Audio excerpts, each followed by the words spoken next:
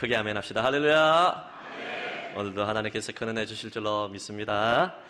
원근 각처에서 예배의 자리에 나온 여러분들을 제가 앉아서 보니까 너무나 귀하고 복되다 그런 생각을 하고, 여러분의 모든 상처와 아픔과 힘든 모든 것들이 말씀을 통하여서 치유되고 변화되고 하나님의 은혜가 임할 줄로 믿습니다. 잘 오셨습니다.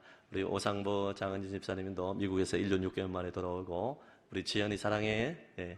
그리고 우리 또 서기는 장로를 비롯해서 또 멀리서 오시는 분들도 또 한 분 한 분 보니까 또 오랜만에 오신 분들도 많고, 또 우리 새 가족들도 환영하고 축복합니다. 우리 앞뒤 좌우로 인사하겠습니다. 참 잘 오셨습니다. 예, 감사합니다. 우리 또 한 번 더 인사하겠습니다. 전도합시다. 또 인사하겠습니다. 새벽을 깨웁시다. 새벽에 많은 분들이 나와서 부르짖으며 기도하고 은혜 받고 있는데요.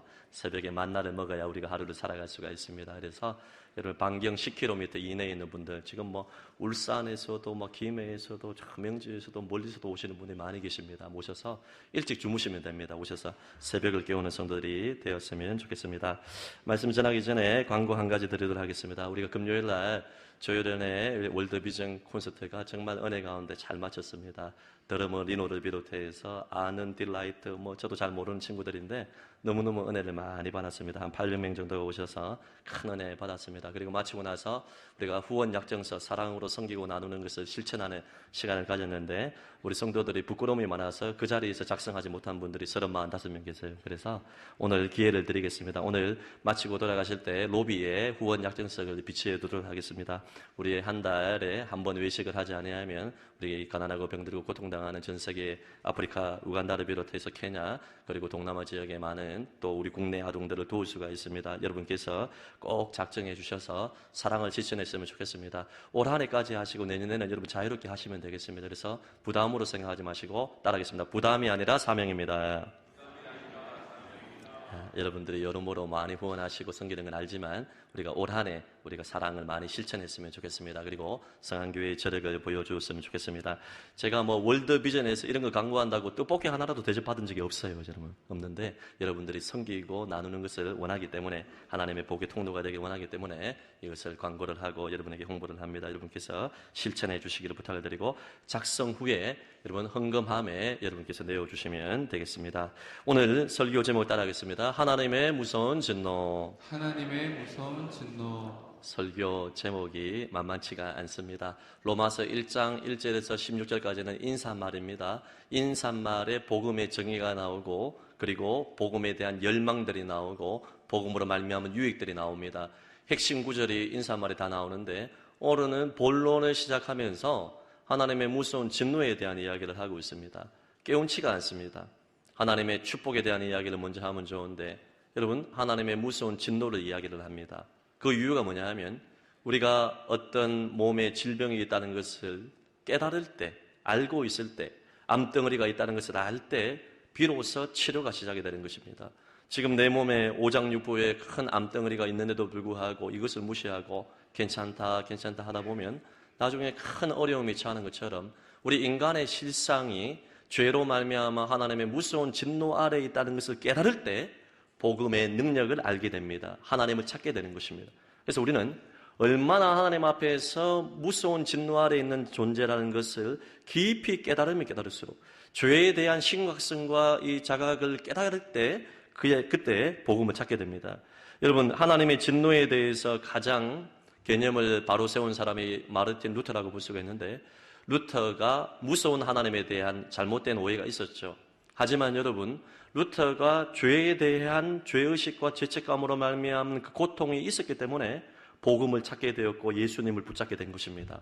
죄가 심히 죄되게 하는, 내가 하나님 앞에서 얼마나 더럽고 추한 죄인인 것을 알아야 됩니다. 그 죄로 말미암아 하나님의 무서운 심판이 있다는 것을 알아야 됩니다. 루터 신학의 기초는 하나님의 진노 개념에 있습니다. 그가 쓴 창세기 주석이나 로마서 주석을 보게 되면 하나님의 진노 아래에 있는 죄인들의 비참함이 얼마나 비극적인 것을 잘 묘사를 하고 있습니다. 여러분, 진노의 기초는 확실한 신학이 있었기 때문에 루터가 이신칭의의 복음을 깊이 깨달을 수 있었던 것입니다. 조나단 에드워즈라는 유명한 신학자의 목회자가 지금으로부터 수백 년 전의 사람인데요. 이분이 복음의 진리를 깨닫고 나서 어떤 책을 지었냐 하면, 진노하시는 하나님의 손안에 있는 죄인이라는 책을 기록했습니다. 이 책을 통하여 수많은 사람들이 회개하고 예수님을 믿었습니다. 저도 신학생 시절에 이 책을 읽고 감탄을 했습니다. 여러분, 우리 하나님은 추상적인 분이 아닙니다. 멀리 계시는 초월자 정도, 그 정도가 아닙니다. 여러분, 죄에 대해서는 반드시 진노합니다. 회개하지 아니하면 하나님의 무서운 심판이 있다는 것을 기억을 해야 됩니다. 특별히 루터가 쓴 로마서 주석에 보면 예수님의 십자가를 이렇게 설명을 했습니다. 인류가 저지른 모든 죄가 있고 그 인류의 죄를 향하신 하나님의 무서운 진노가 바로 그대로 예수님 위에, 십자가 위에 쾅 하고 떨어질 때에 예수님께서 그 무게가 너무 무거워 견딜 수가 없었죠. 단순한 십자가의 육체적인 고통뿐만 아니라 정신적이고 영적인 고통이었어요. 하나님께 버림받는 고통, 인류의 모든 죄를 다 짊어져야 되는 하나님의 무서운 진노를 온몸으로 다 감내야 되는 그 진노 앞에 너무나 고통스러워서 엘리 엘리 라마 사박다니, 나의 하나님 나의 하나님 어찌하여 나를 버리셨나이까 절규했던 것입니다. 성도 여러분, 하나님의 진노를 알아야 복음의 능력을 깨달을 수가 있는 것입니다. 자, 그렇다면 왜 하나님께서 우리에게 진노를 하시느냐? 첫째, 진노의 이유가 뭐냐? 그것은 하나님의 사랑 때문입니다. 역설적인 것입니다. 하나님의 사랑 때문에 하나님의 진노가 있다는 것입니다. 우리 하나님은 거룩하신 분인 줄로 믿습니다.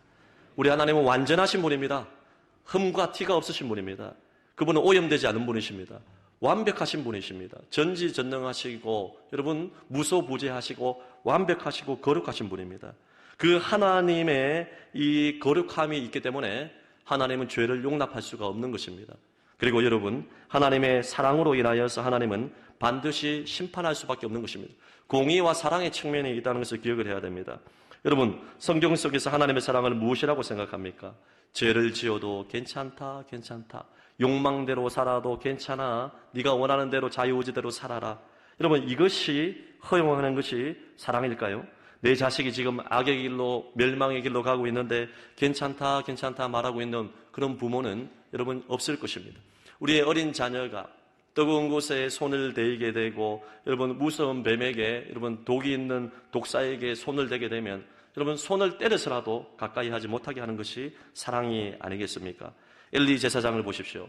자식들이 방종과 폐역의 길을 가고 있음에도 불구하고 한두 번 훈계한 후에 자식을 사랑하는 마음이 더 커서 그냥 내버려 두었을 때에 어떻게 되었습니까? 하나님의 무서운 진노와 심판이 있었다는 것을 우리는 잘 알고 있습니다.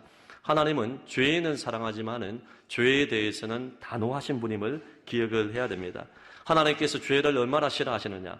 그 아들 예수님을 십자가에 내어주셔서 모든 죄에 대해서 진노를 쏟아붓기까지 죄에 대해서 분노하시는 것입니다. 하나님의 사랑으로 인하여서 하나님의 진노를 우리는 설명을 할 수 있는 것입니다.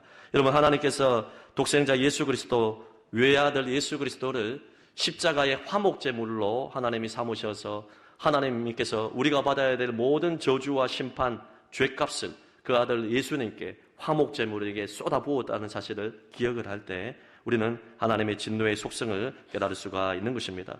저와 여러분이 어떤 사랑을 받았느냐? 내가 받아야 될 저주와 심판과 진노를 예수님이 대신 받음으로 말미암아 구원을 얻게 된 그 사랑을 저와 여러분이 받은 줄로 믿습니다. 오늘 두 번째로 하나님의 진노가 그러면 구체적으로 언제 나타나느냐? 세 가지로 나타나는데 첫째, 따라하겠습니다. 경건하지 않고 불의할 때. 경건하지 않고 불의할 때. 오늘 18절 말씀을 보게 되면 하나님의 진노가 불의로 진리를 막는 사람들의 두 가지입니다. 모든 경건하지 않음과 불의에 대하여서 하늘로부터 나타난다. 여러분, 진노는 있는 것입니다. 하늘로부터 나타나게 되는데 어떨 때 하나님의 진노가 나타나냐면 경건하지 않음입니다. 이 경건하지 않으면, 이 경건이라는 것은 하나님이라는 영어 단어가 들어가는 것처럼 하나님이 없는 것을 뜻하는 것입니다. 하나님께서 여러분 우리 마음속에 존재하지 아니하면 반드시 도덕적인 실패가 나타나게 되는 것입니다. 예배의 실패는 도덕적인 실패, 이러한 부도덕으로 나타나게 되는 것입니다.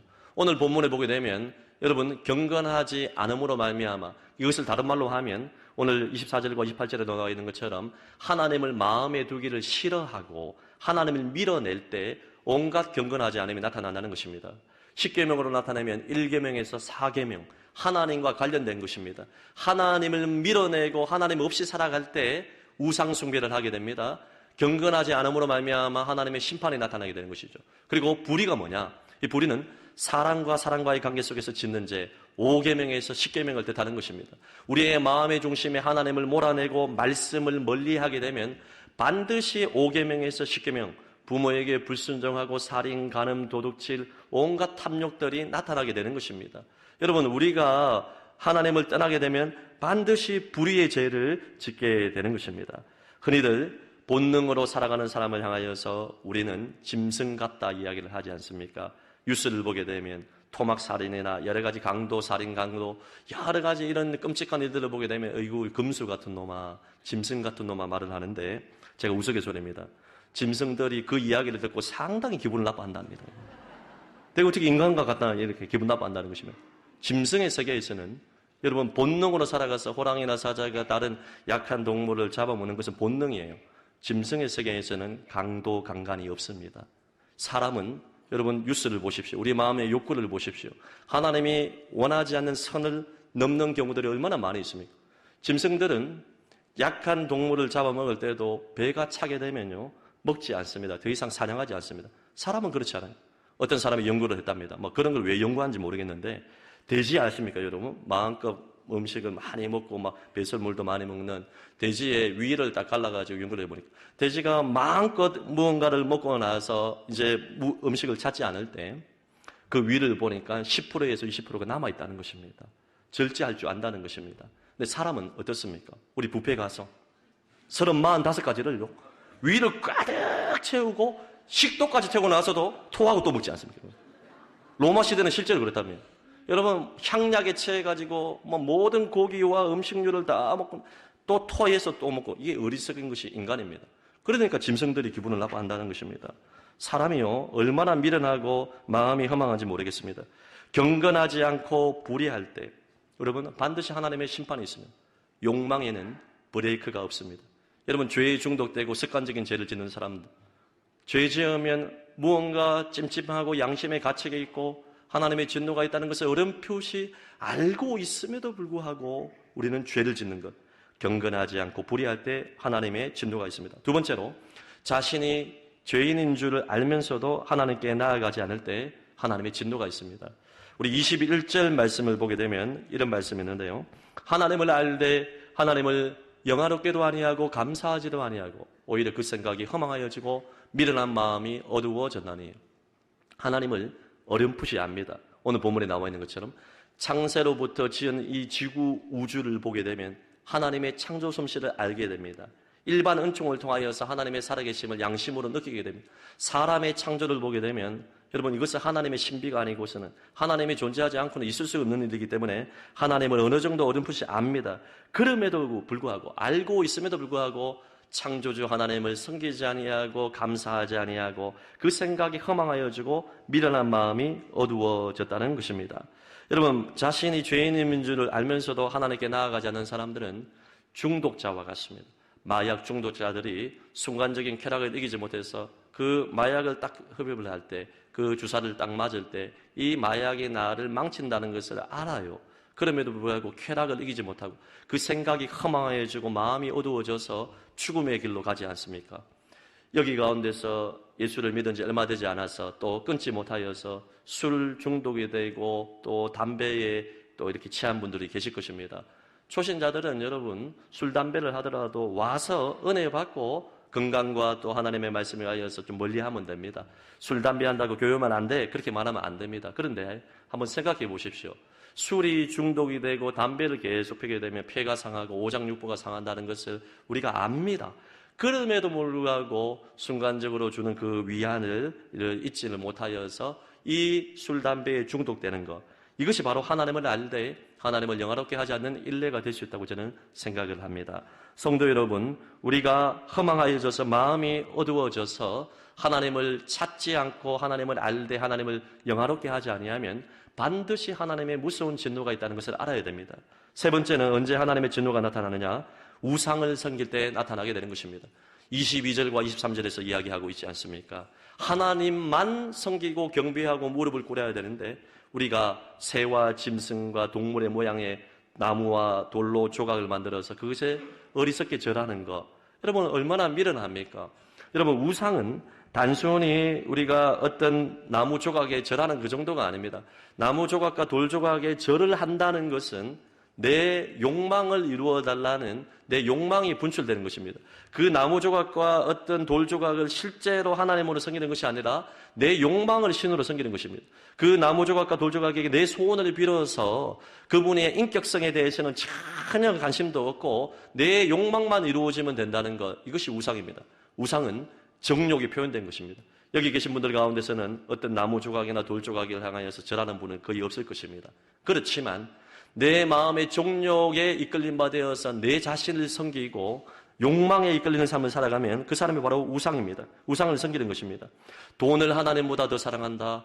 물질이 우상이 되는 것입니다. 명예와 권세를, 내 이름을 드러내는 것을 더 하나님보다 좋아한다. 그것이 우상이 되는 것입니다. 쾌락과 정욕에 이끌림 받아서 안목의 정욕과 이성의 자랑과 육신의 정욕으로 살아간다. 쾌락과 정욕이 하나님의 자리를 차지하는 우상이 되는 것입니다. 저는 요즘 보면서 우리 다음 세대와 장년들도 마찬가지예요. 우상 중에 하나가 핸드폰이 우상이 아닐까 그런 생각을 해요. 여러분, 핸드폰이 손에 없으면 불안합니까? 여러분, 그것이 바로 우상의 하나의 증거가 아니겠습니까? 물론 핸드폰을 통하여서 리딩 지저스를 통하여서 성경 말씀을 먹고 또 성안교회 유튜브에 들어가가지고 그 잘생긴 목사님의 설교를 듣고, 표정이 별로 안 좋으신 것 같은데요. 그리고 여러분, 성경을 공부하고 성경 통독하는 것, 저도 하루에 여러 시간 동안에 리딩 지저스를 듣고 성경 통독을 듣고 말씀을 듣습니다. 그런 건 좋습니다. 하지만 여러분, 쇼츠와 릴스의 자극적인 것들, 이런 것들을요, 욕망이 표현된 것들을 계속해서 수시간 동안, 하루 24시간 동안 그것에 중독된다면 그것도 우상이 될 수 있다고 저는 생각을 합니다. 성도 여러분, 칼빈은 우리 사람의 마음, 타락한 성도들의 마음이 우상의 제조기라고 했습니다. 하루 24시간 동안에 하나님을 모시지 않고 말씀을 가까이 하지 않고 새벽을 깨워 기도하지 아니하면 자연스럽게 가만히 내버려 두면 우상이 제독되는 거예요. 육신의 정욕과 안목의 정욕과 이성의 자랑이라는 우상이 신이 되어서 우리를 조종한다는 것을 기억을 하셔야 됩니다. 그러므로 우상을 섬길 때 하나님의 무서운 심판이 있습니다. 여러분, 특별히 우상 중에서도 쾌락에 대한 이야기를 따로 떼어서 오늘 이야기를 하는데 그것이 바로 동성애입니다. 우리가 읽지 않았지만은 모든 불의와 추악과 탐욕에 대한 이야기를 하면서 남자가 남자로 더불어서 여자가 여자와 더불어서 하나님이 남녀로 창조했는데도 불구하고 이 하나님의 창조의 신비의 원리에 따라 살지 아니하고 하나님이 정하신 선을 뛰어넘어서 동성애를 범하는 이 죄에 대해서 하나님은 심각하게 우리에게 물으신다는 것입니다. 물론 동성애를 하시는 분들은 우리가 불쌍히 여기고 기도해주고 복음을 전하고 사랑해야겠지만은 죄는 용납될 수 없는 것입니다. 동성애는 여러분 반드시 하나님의 심판이 있다는 것을 알아야 됩니다. 소돔과 고모라뿐만 아니라 실제로 여러분 하나님을 떠난 성적인 죄로 말미암아 무서운 심판이 지금도 있다는 것을 우리는 기억을 해야 됩니다. 그렇다면 그 진노의 내용이 뭐냐? 오늘 세 번째로 진노의 내용은 두 가지로 나타나는데 바로 따라하겠습니다. 멸절과 유기. 멸절과 유기. 여러분, 멸절은 하나님의 말 그대로 심판을 쌓아두셨다가 마지막에 진노를 쏟아붓는 것을 뜻하는 것입니다. 다 쓸어버리시는 것입니다. 노아의 홍수 때에 하나님의 말씀을 멀리하고 주님을 찾지 않았을 때 하나님이 100년 이상을 기다렸다가 쓸어버렸잖아요. 여러분, 소돔과 고모라, 우리가 기억해야 될 것은 세상 사람들의 죄에 대해서 하나님이 심판하시지만은 하나님께서 왜 무서운 진노의 심판의 데드라인을 지금 기다리고 계시냐 하면 여러분, 교회 안에 예수를 믿는, 먼저 믿은 저와 여러분이 하나님의 말씀대로 살지 아니하면 불의를 행하고 경건치 아니하고 하나님의 말씀을 거역하면 그때 하나님이 멸절하게 한다는 것입니다. 소돔과 고모라에 의인 10명이 없어서 썰어버림을 당했습니다. 세상 사람들의 죄, 소돔과 고모라의 죄는 동성애를 비롯해서 악독한 죄를 다 지었는데 그럼에도 주님이 참으시다가 소돔과 고모라의 의인 10명이 없을 때 멸절을 당했다는 것을 기억해야 됩니다. 거룩한 성 예루살렘도 하나님께서 BC 586년 전에 완전히 돌 위에 돌 하나도 남지 않도록 다 멸절하는 하나님의 무서운 심판이 나타났습니다. 하나님은 그냥 추상적인 분이 아니에요. 멀리 초월적으로 계셔서 가만히 계신 분이 아닙니다. 죄에 대해서는 반드시 무서운 진노를 행한다는 것을 알아야 됩니다. 우리 개인, 가정, 교회, 모든 공동체 다 마찬가지예요. 민족 다 마찬가지예요. 하나님이 참고 참으시다가 의인 10명이 없을 때 멸절한다는 이러한 심판에 대한 이야기를 우리가 마음판에 새기고 두렵고 떨림으로 살아야 됩니다. 두 번째로 유기입니다.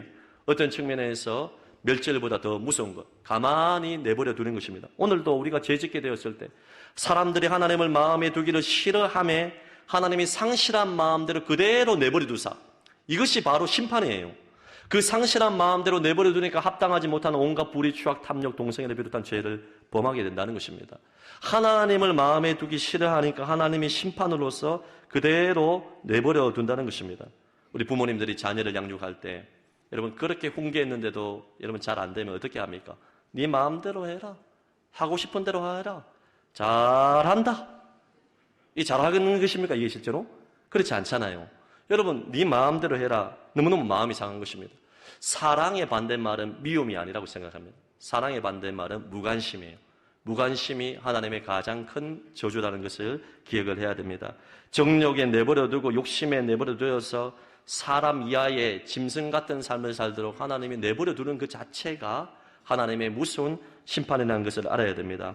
성도 여러분, 여러분이 격결로 갔을 때 주님이 채찍질하고 육체의 질병과 가정의 문제와 경제적인 어려움과 여러 가지 다양한 방법을 통하여서 여러분에게 손을 댄다면 여러분은 사랑받는 하나님의 자녀인 줄로 믿습니다.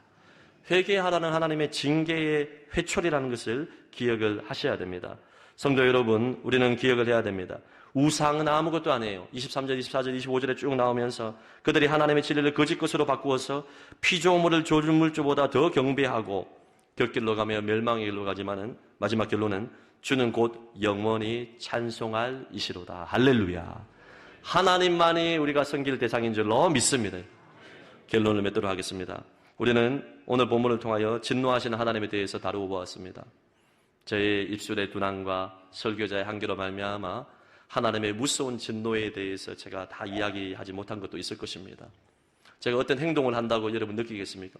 성령께서 여러분의 마음의 문을 열어주셔서 이 말씀이 마음판에 새겨서 하나님의 무서운 진노가 있다는 것을 알고 복음을 향하여서 돌이켜 달려갈 수 있기를 예수님 이름으로 축복합니다. 하나님에게만 소망이 있는 줄로 믿습니다. 성도 여러분, 택한 백성들은 하나님이 반드시 손을 대십니다. 징계를 하십니다. 내 마음대로 사는데 모든 게 다 잘 된다. 그것은 하나님의 축복이 아닐 수가 있습니다. 제가 아는 한 지인 집사님은 어떤 일이 있었냐면 이분이 한 음식점을 하는데 너무나 손님이 안 오는 거예요. 사업이 다 망해갑니다. 목사님을 초대받고 기도를 받고 기도를 부탁하고 눈물로 이렇게 하나님을 찾았습니다. 그런데 목사님이 가셔서 기도를 해주고 중보기도를 하고 또 모든 것을 위해서 합심하여서 기도를 해주고 나서 어찌된 일인지 업종을 바꿨는데 소위 말하면 대박이 터뜨린 거예요. 너무너무 잘 되는 거예요. 그래서 손님들이 정말 1시간, 2시간 줄을 서서 음식점에서 음식을 먹어야 될 정도 좋은 소문이 많이 났어요. 그래서 많은 돈을 벌게 되었습니다. 문제는 사람의 마음이 화장실 들어갈 때하고 나올 때하고 같다 다르다.